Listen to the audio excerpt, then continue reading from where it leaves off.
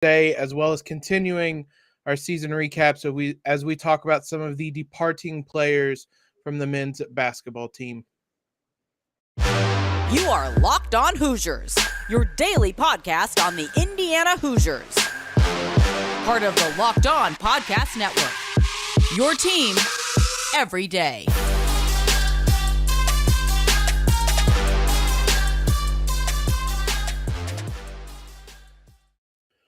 What is up, guys? It is Friday, April 8th. This is Locked On Hoosiers, your daily one-stop shop for everything IU athletics. I'm your host, as always, Jacob Rude. I want to thank you guys for making Locked On Hoosiers part of your day today.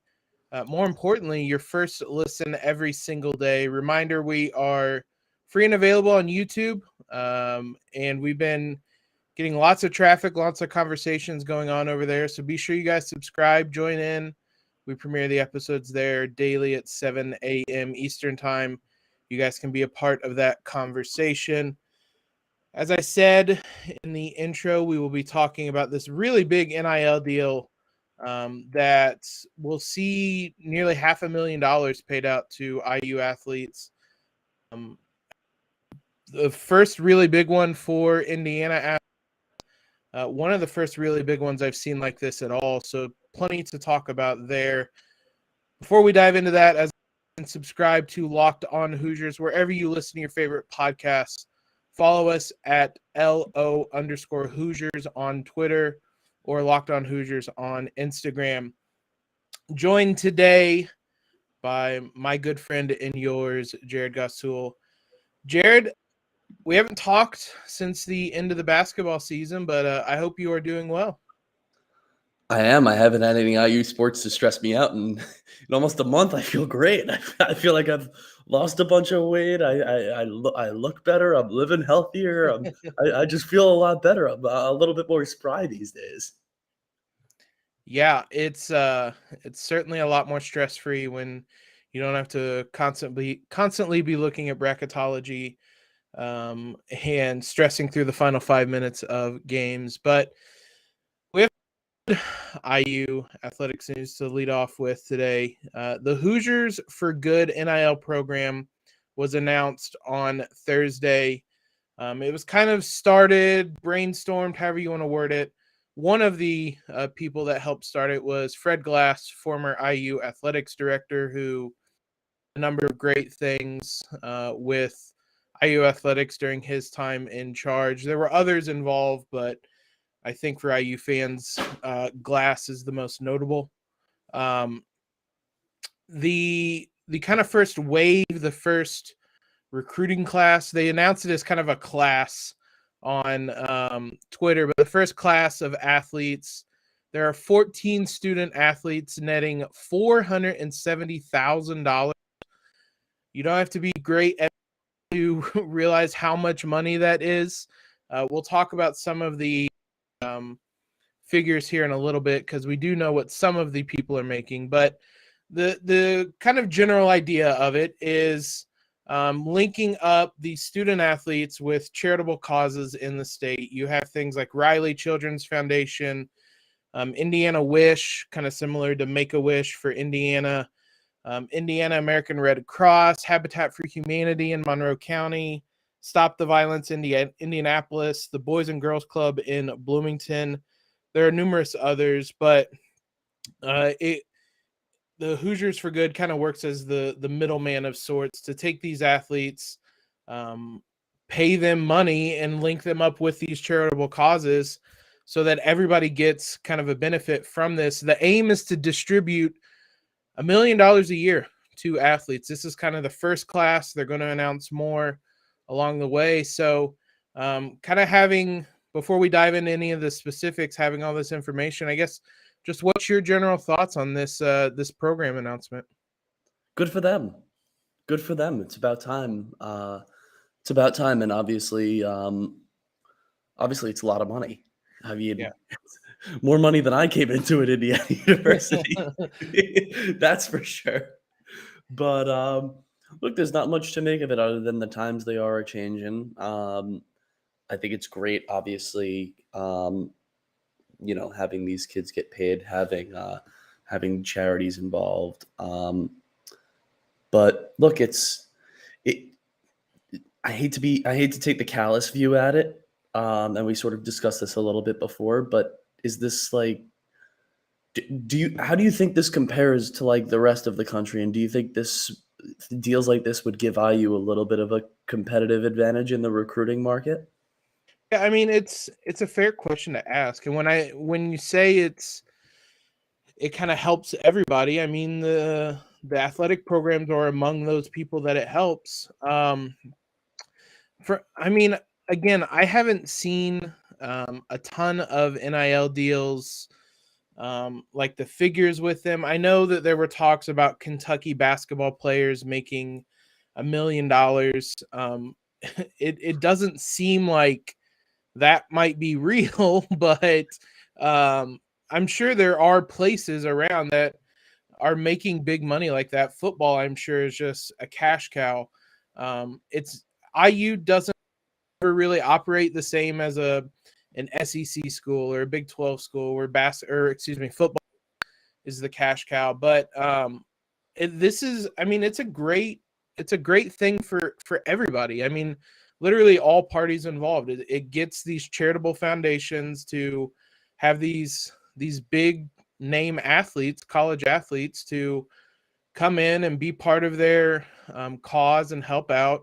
It gets the athletes paid as they should be. I think we're well past the days of arguing whether they should be paid or not. So it gets athletes paid. And it does work in some degree as a recruiting advantage, a competitive advantage. People around Indiana, people around IU athletics are going to see the headlines of IU NIL deal aims to pay $1 million to athletes, and that just catches your eye. So it's fair to look at it. I know it's kind of callous, but it's not wrong to look at it in that way. There's a number of athletes involved in this that are fairly notable. Most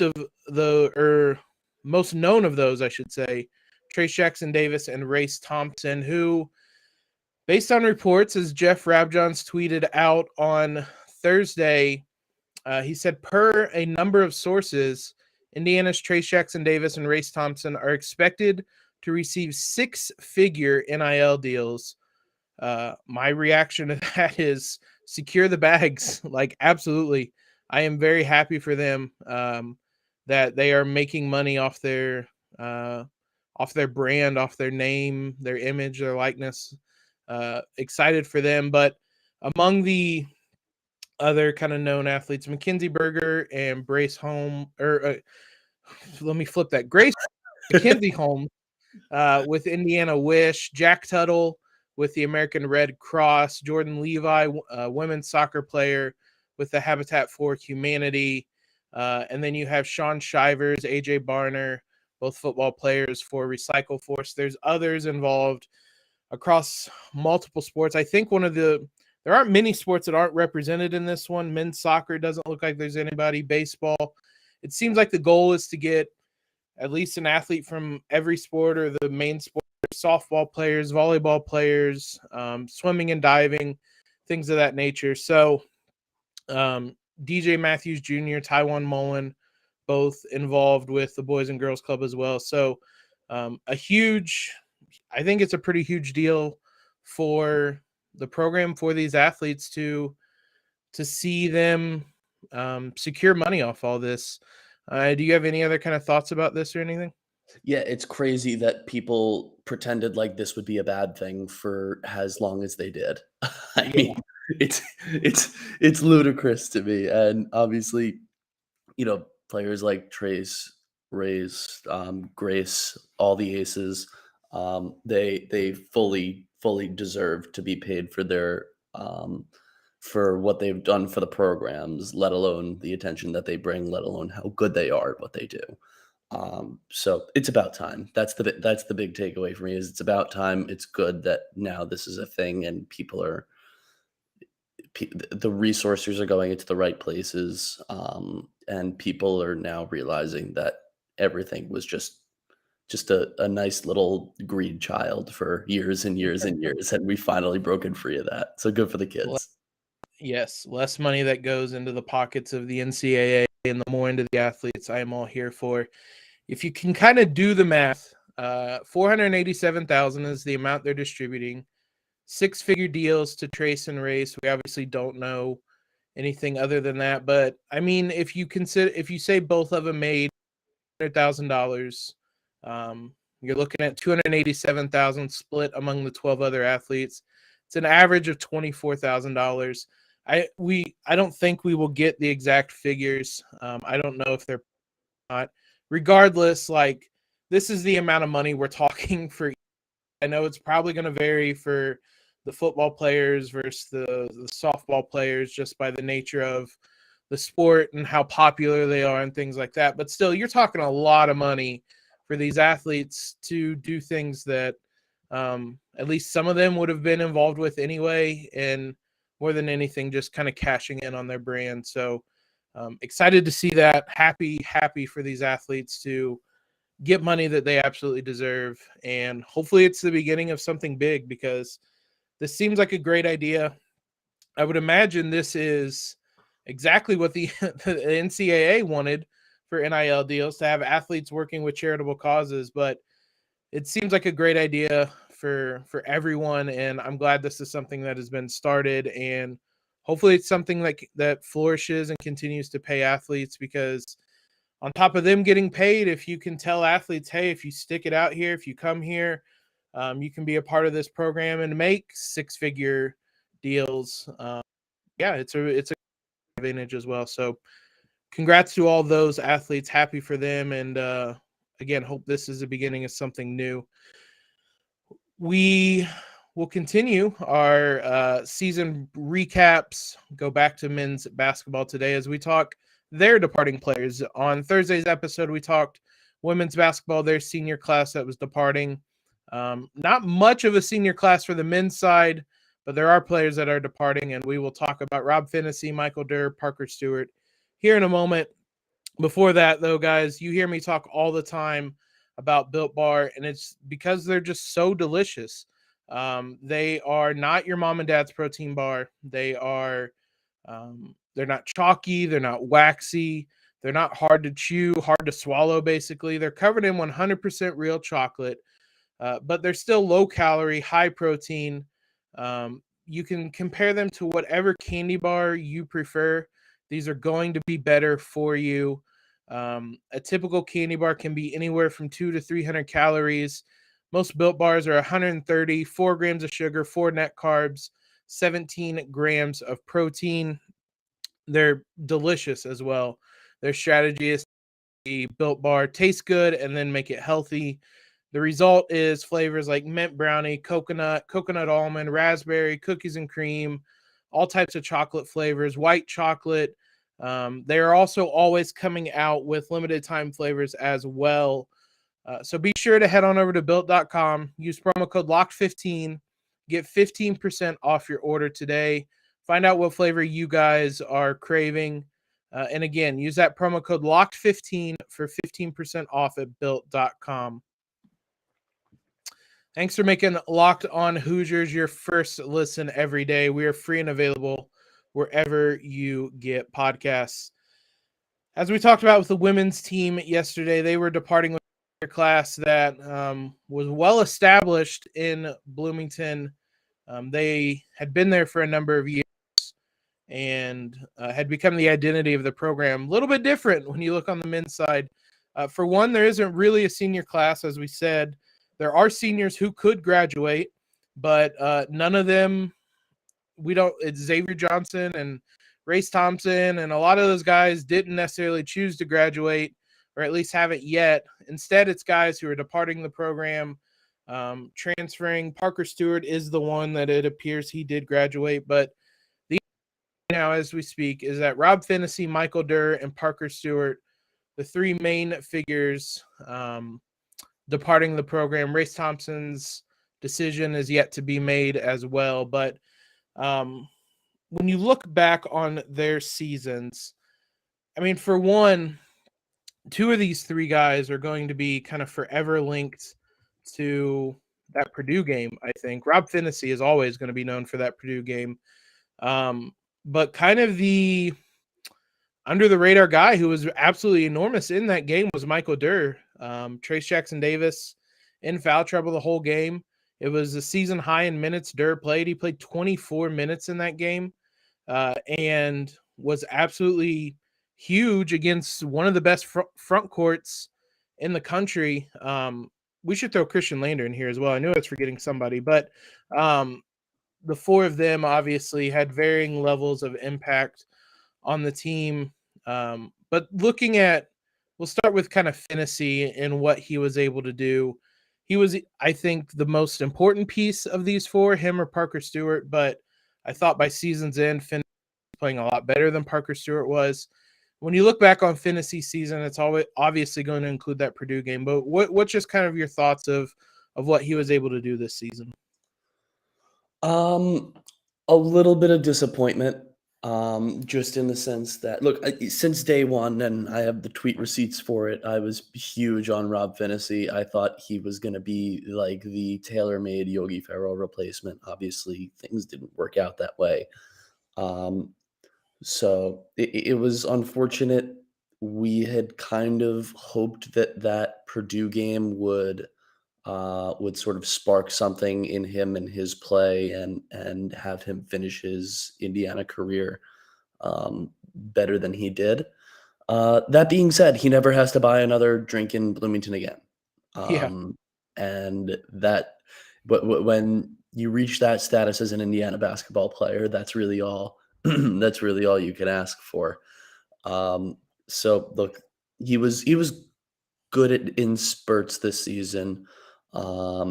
Remember earlier in the season, we were having a debate, Phinisee, Parker Stewart, Xavier, who gets the minutes, where do they go?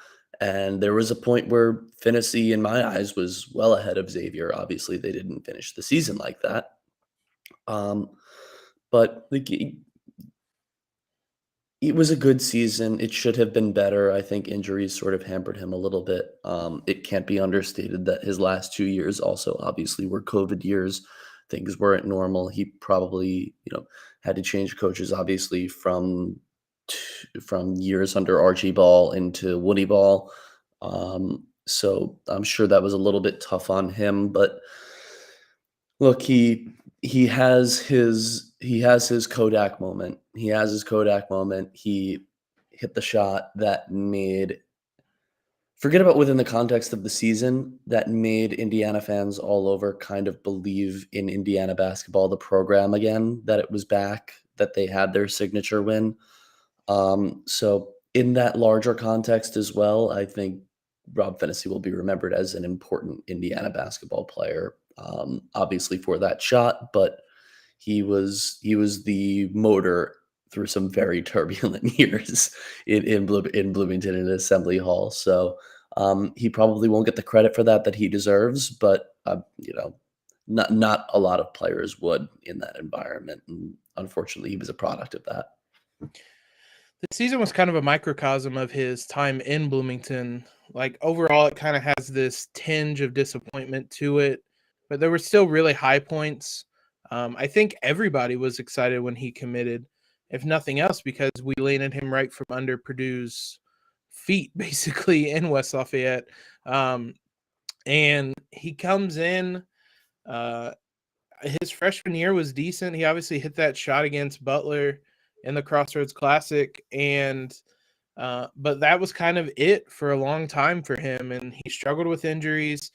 He struggled with Archie Ball, and this year it seemed, like you said, at times he found his footing. That Purdue game we all thought was going to be a springboard for something much bigger. Ultimately, another injury really was the storyline of the second half of his season, kept him out for a month. I don't think it was a coincidence, though, that when Xavier Johnson and Rob Phinisee were both healthy together, that this IU team was really good. They won a lot of really big games when the two of them were able to both play. Much as they may have struggled statistically, this pair was really effective together. And probably not enough made about that, about how much Rob Phinisee's injury hurt this team. and an important part of the season. So it's kind of a microcosm of his career that there's always going to be a kind of a what if tied to his time in Bloomington, but also he's going to be a part, like you said, of one of the biggest wins we're ever going to have against Purdue. So touching on the other guys real quick, Parker Stewart, I thought started out really hot, really struggled late in the season. If you look at his first 12 games, the non-conference portion of the schedule, he shot 49.1% from three. Obviously, that wasn't going to be sustainable, but he followed it up the last 22 games by shooting 32% from three. Really struggled late in the year, I thought. What did you make of his one season in Bloomington and kind of how it played out as it went along? Another sort of disappointing one there with Parker Stewart. Really just because of how he started the year. I mean, if he didn't, it's unfortunate he sort of fell victim to his own expectations that he had set because of how well he started the year shooting. It felt like the first shooter we'd had in Bloomington since I'm a little afraid to go back. Loft. Oh God, it might be farther back than that. But Blackman, maybe. I'm not sure. Yeah, it'd been quite a while since we had someone like him. It was unfortunate that he had started out the season so well, because then it sort of became a frustrating theme throughout the Big Ten play of we need Parker Stewart. Where's Parker Stewart? Why isn't, what happened to him from the beginning of the year? And look, part of that may as well also have been due to some sort of system change. I mean, look, at the beginning of the season, we put up 110 points against Syracuse. We put up another 100 burger against, or close to 100 burger against another team. Marshall, right. I almost said Memphis. Marshall, yeah. So, and then, Big Ten play came, and I don't think it's a super big coincidence that Parker Stewart wasn't shooting the ball as well. Obviously, the increase in talent that you're playing against has something to do with it, but Indiana no longer was free scoring. They were relying a lot on their defense to win games and grind things out for a while. So I don't think that's a coincidence, but again, disappointing after the start to the season. But hey, look, if he doesn't put up the offensive output that he does in some of those games, maybe we don't, look, we were in the playing game. Every single game mattered. So every game that he had an impact in had a positive impact to this season. And I think that needs to sort of be remembered for him and a lot of people, because again, one more loss anywhere across the schedule, and this Indiana team is probably not playing meaningful basketball in March. Yeah, that's a very fair way to look at it. Probably there were a number of games he was impactful in. The Notre Dame game at Crossroads Classic ended up being a pretty big win, and he was 3 or 4 from 3 in that one. If you're looking at that 3-point percentage that I cited, a lot of that was buoyed by the 6 of 12 shooting he had against Syracuse in that one. Probably a nature of competition getting tougher. That non-conference schedule was against a lot of bad teams, if we're being honest, and the Big Ten, even for how much it might have flamed out in the tournament, was not bad teams, at least. And the defenses are always tough. So that probably wasn't a coincidence either. But I thought those two were the most important pieces of the departing class. We'll mention Durr and Lander here in a minute and talk about how Indiana goes about replacing all 4 of them. Before that, though, betonline.net is your number one source for all your betting needs and sports info. Find out all the latest sports developments, including this week's Masters Championship odds, podcasts, and all the different leagues this season as well. BetOnline is your continued source for all your sports wagering information, including live betting, esports, and scores. Head to the website today or use your mobile device to learn more about the trends in action. BetOnline, where the game starts. If we're talking about players that never really carved out a role with this team to varying degrees, Michael Durr and Khristian Lander as well. Durr had some moments, but it seemed like his minutes were mainly tied to whether Trayce was in foul trouble. Khristian Lander, I will never quite understand what happened there. but he just never could find his way in the rotation once the season really got going. Just kind of briefly, do you have any big thoughts on either of their seasons? No, again, you mentioned it with Michael Durr earlier, how he stepped up in the Purdue game with Trayce in foul trouble. I really don't have much, honestly. I mean, you said it yourself. We basically forgot about Khristian Lander in this Yeah. section because he just didn't really have much of an impact on the season. Again, we don't really know what went wrong there. We don't know how. It just kind of happened.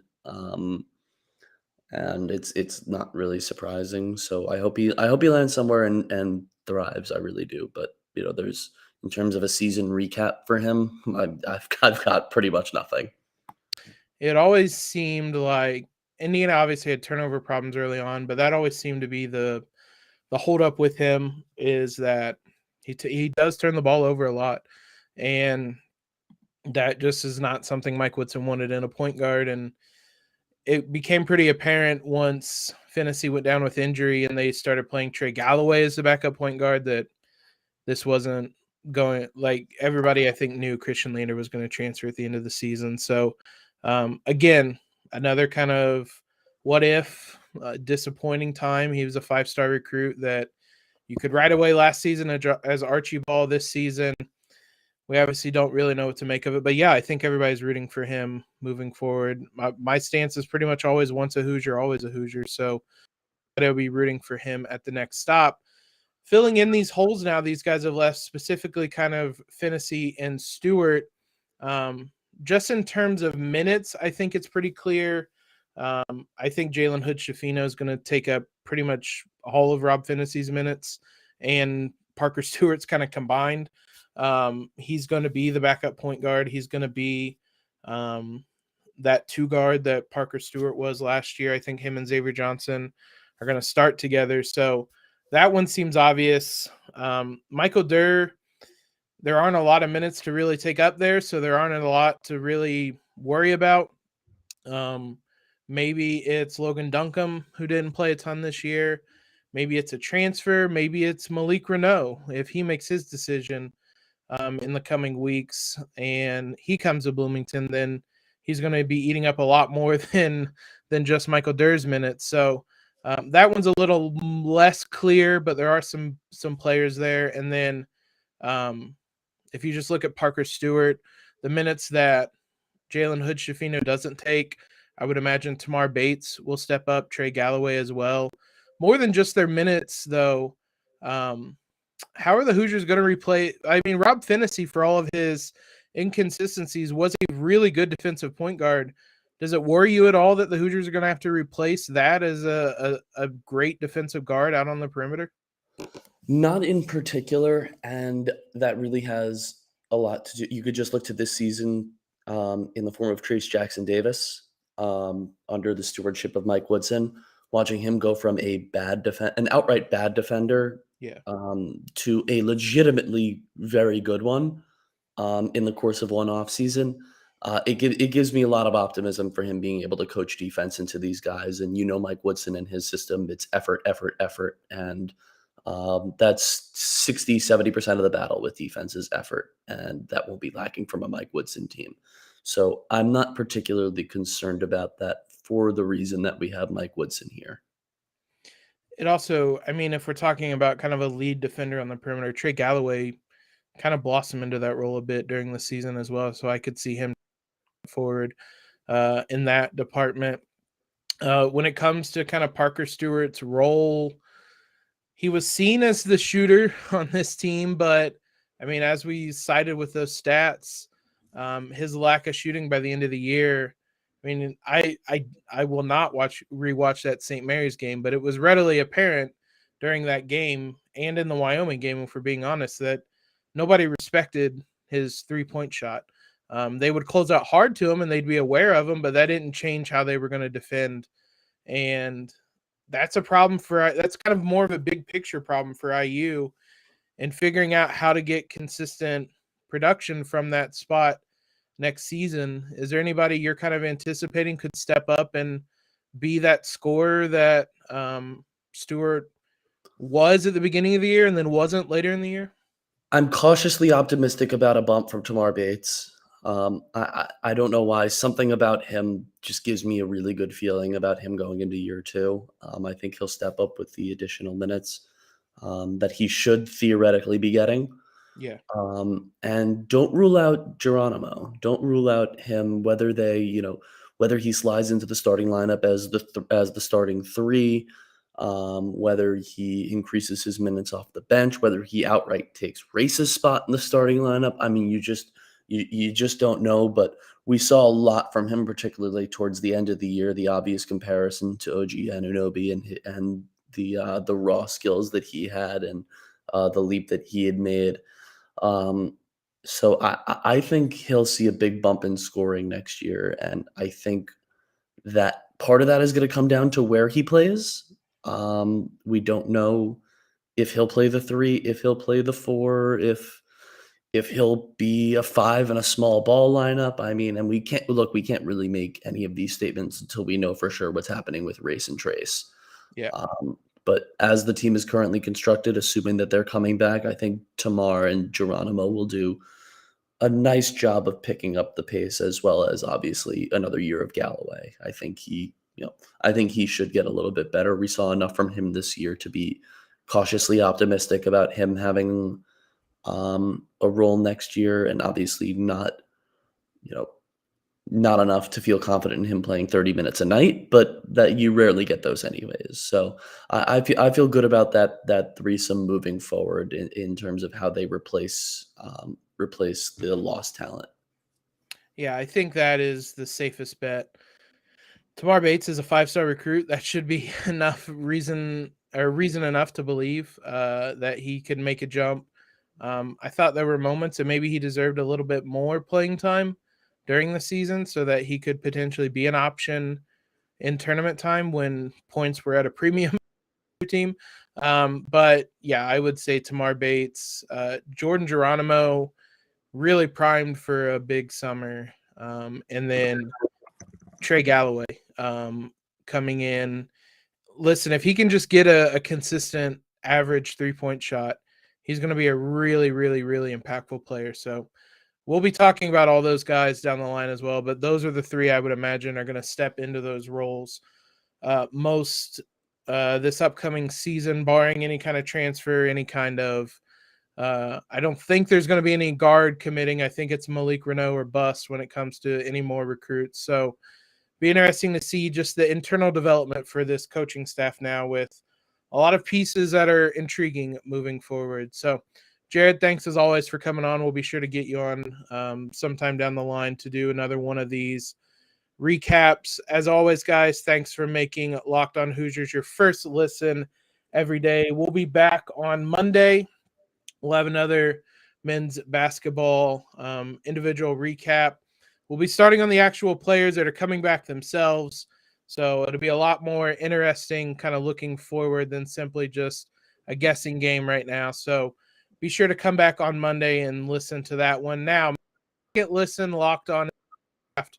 Ryan Trayce and former NFL cornerback Eric Crocker bring the NFL Draft to life every day with insight and analysis on college football prospects and NFL front offices. It's free and available wherever you get podcasts. Appreciate all the love you guys continue to show us.